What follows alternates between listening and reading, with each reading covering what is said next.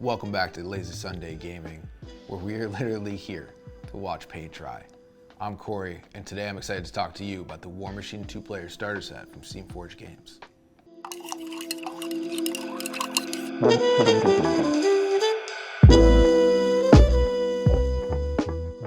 We at Lazy Sunday are big fans of wargaming, so much so that SteamForged Games thought it'd be nice to send us the new 2-player starter set for Warmachine. Now, we love Warmachine, and we're really excited to teach you about Warmachine, but we're kind of wondering, is this the box to help us do that? Now, we already opened this box on another video with Mobhammer 40K, so we know what's inside of it. On one end, we've got our good old buddies Kador, and on the other end, we've got the poster boys Signar. Now, nothing gets more Warmachine than a good old Kador Signar beatdown. I'll tell you what. And these minis, they look fantastic, but they're gonna look a lot better once painted. So, Mobhammer 40K is gonna take the Kador side after this video is finished shooting and paint them up on his channel after the video. And likewise, I'm gonna take the Signar side, take them home to my painting desk, and paint them with you guys on the Lazy Sunday channel. Warmachine is a skirmish game where generals, or warcasters, meet on the battlefield and use their resources to power large mechs, or warjacks, try to kill each other. Now, all you need for the game is a warcaster, a warjack, and any other models you need to fulfill the unit value of the list that you're playing. Now, the box does give you all the minis you need to play the game. It gives you 2 warcasters, 2 warjacks, and a couple of special characters in each army to fulfill the 30-point value. It gives you some terrain to fill your table and look nice, but what it doesn't give you is any kind of measuring unit and any kind of dice. Now, if you're a seasoned wargamer and you're picking this box up, that's not a problem. You have dice at home, you've got a ruler at home, you at least have a tape measure. But if you're coming into this new, you're coming into this fresh, and you're just learning wargaming, you might not have that. I don't think it's very hard to include like a measuring ruler or one of those plastic bits we use, the measuring tools.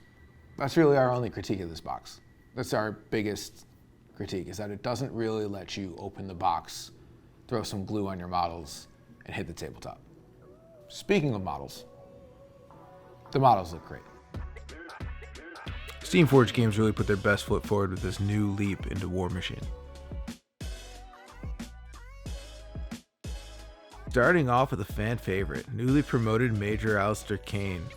With 2 guns blazing, he's looking a whole lot closer to Wyatt Earp than Washington crossing the Delaware. Speaking of tri-cornered hats, the Black 13th are here. They're really putting that gun in gun mage. They certainly did not come to mess around. Second in name, but surely number 1 in our hearts. The Warjack Deuce is here to level the battlefield with a big claw and an even bigger gun. Bring up the rear for the Blue Bombers. Captain Bastion Falk is here, proving that behind every really big gun is for some reason a bigger sword. Leading the heavily armored Red Wave is Captain Zahara Vitkul. Her model kicks more axe than a lumberjack at a ska show.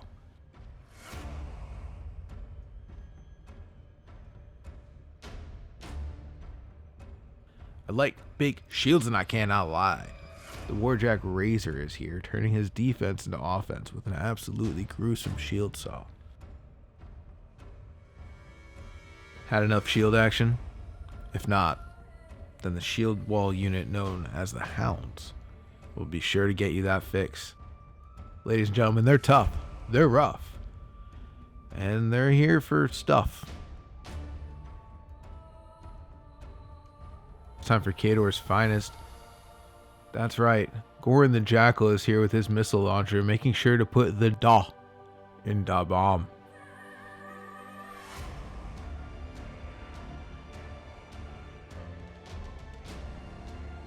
I'm sure you've noticed a few key bits missing, but luckily SteamForged Games is way ahead of us and has already sent replacements.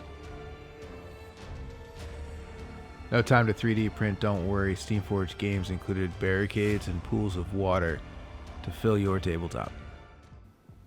These minis are awesome. And if you look at their poses, they're absolutely dynamic. Specifically, there was one or two minis that I really had an issue with.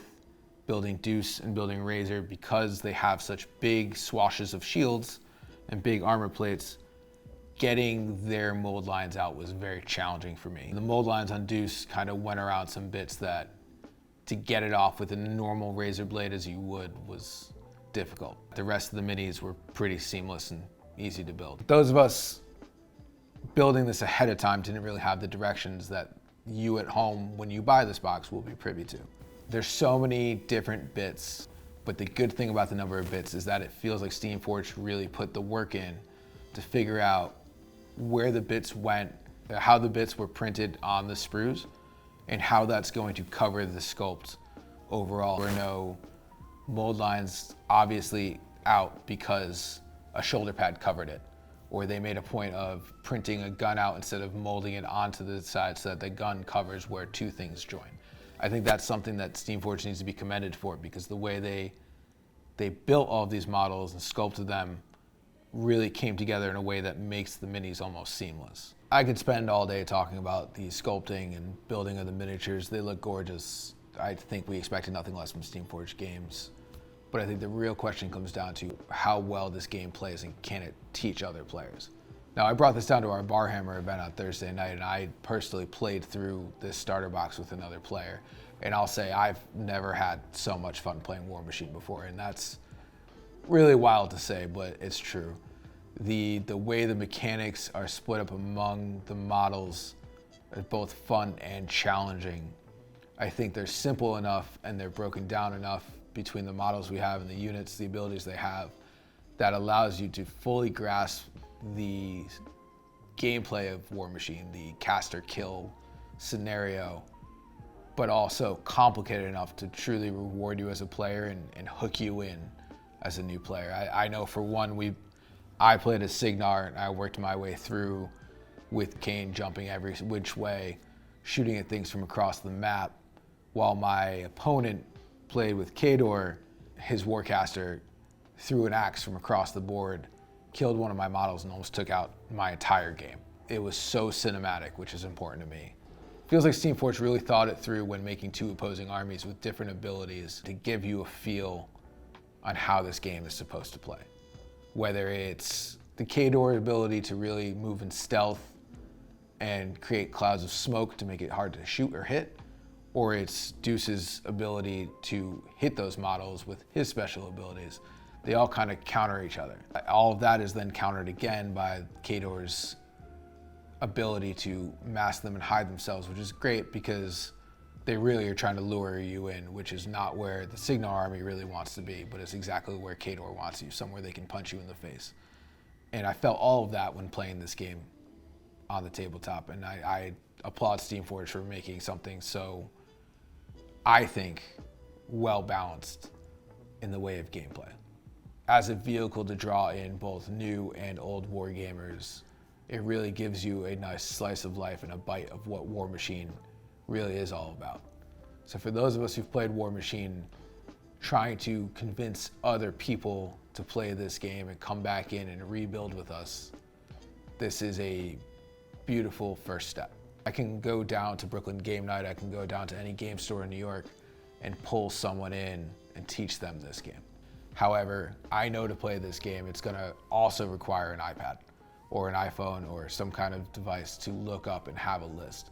I think if SteamForged Games had thought ahead and maybe included like a paper list or cards so that we didn't have to then download the app or we don't have to look up all this extra work, that maybe this box could be a little more successful. The obvious talking point here is the price point. What do we get? What does it cost? Is it really worth it? This box, this starter set is $100. $100, not too shabby for a starter box. You're getting your Warcaster, you're getting your Warjack, you're getting your special units, you're getting your special solo character. I think a Warcaster by itself, that solo model, anywhere else would cost $30. So with all this together, mini-wise alone, it's well worth it. So we've given our thoughts and critiques on this box. We do love it. But is it fun to paint? And is it fun to play? So we're gonna give the Kador half of this box to Mobhammer 40K, and he's gonna take them home. Yes, Mob. We'll see you soon. He's gonna take those home to his channel, where he's gonna paint them. And likewise, we're going to take our Signar half to Lazy Sunday channel, where I'll be painting them. After that, we're going to come right back here to Brooklyn Game Night in History City, where we're going to battle it out on the channel and find out if this game and this box set really can hook new wargamers. We'll catch you next time.